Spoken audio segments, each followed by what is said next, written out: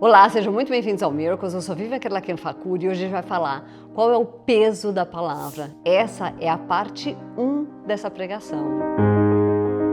Então curtam, compartilhem, comentem, se inscrevam no nosso canal e aproveitem para mandar esse vídeo para abençoar a vida de outras pessoas. Hoje eu quero falar sobre a importância da palavra de Deus e como ela deve ser valorizada na nossa vida. A gente tem o grande privilégio de ter um livro que é o nosso norte, que é a Bíblia. Olha o que diz 2 Timóteo 3, 16 e 17. Pois toda a escritura sagrada é inspirada por Deus e é útil para ensinar a verdade, condenar o erro, corrigir as faltas e ensinar a maneira certa de viver. E isso para que o servo de Deus esteja completamente preparado e pronto para fazer todo tipo de boas ações. Então, não, a Bíblia não é um livro que foi escrito por homens, de jeito nenhum. Ela é um livro que foi inspirado por Deus, pelo Espírito Santo, e sim, escrito por homens. E quais são as provas disso? Em primeiro lugar, é a imutabilidade da palavra.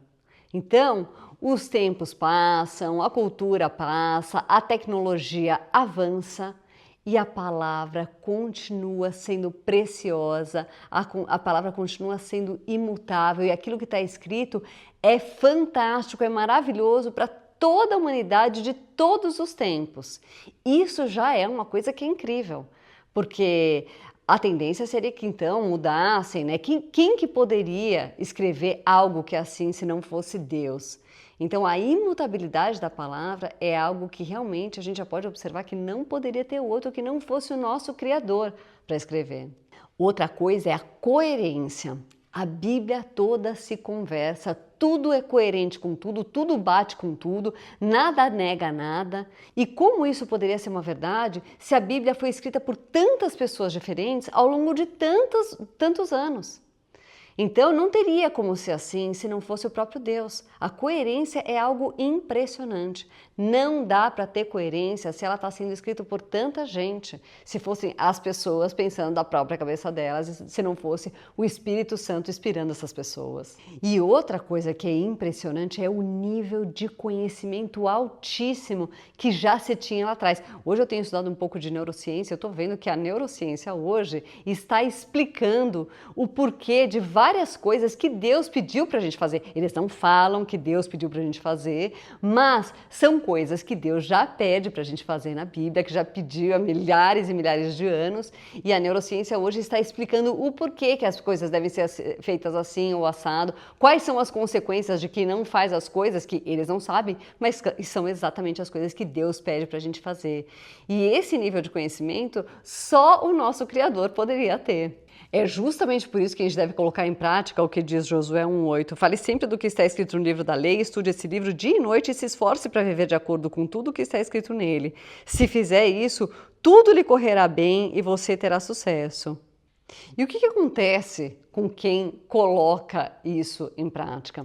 Dá uma olhada no que Davi foi falar para o filho dele, né? Foi fazer aquele resumão dos melhores conselhos antes de ele morrer, né? Quando ele já estava quase morrendo.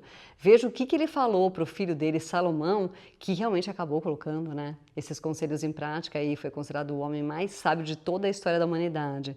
Dá uma olhada aqui, isso é em 1 Reis 2, de 1 a 4, diz o seguinte: quando estava chegando o dia da morte de Davi, ele deu conselhos ao seu filho Salomão. Davi disse: está chegando o dia da minha morte, portanto seja corajoso e seja homem, e faça aquilo que o Senhor, seu Deus, manda. Obedeça todas as suas leis e mandamentos, como estão escritos na lei de Moisés. Assim você será bem-sucedido onde quer que for e em tudo o que fizer. Se você obedecer ao Senhor Deus, Ele cumprirá a promessa que me fez. Ele me prometeu que os meus descendentes governariam Israel enquanto obedecessem cuidadosamente e fielmente aos meus mandamentos, com todo o seu coração e com toda a sua alma.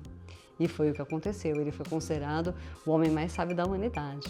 Bom, hoje eu vou ficar por aqui, então no próximo episódio a gente vai continuar falando sobre esse assunto. Então curtam, compartilhem, comentem, se inscrevam no nosso canal e aproveitem para mandar esse vídeo para abençoar a vida de outras pessoas. Fiquem com Deus!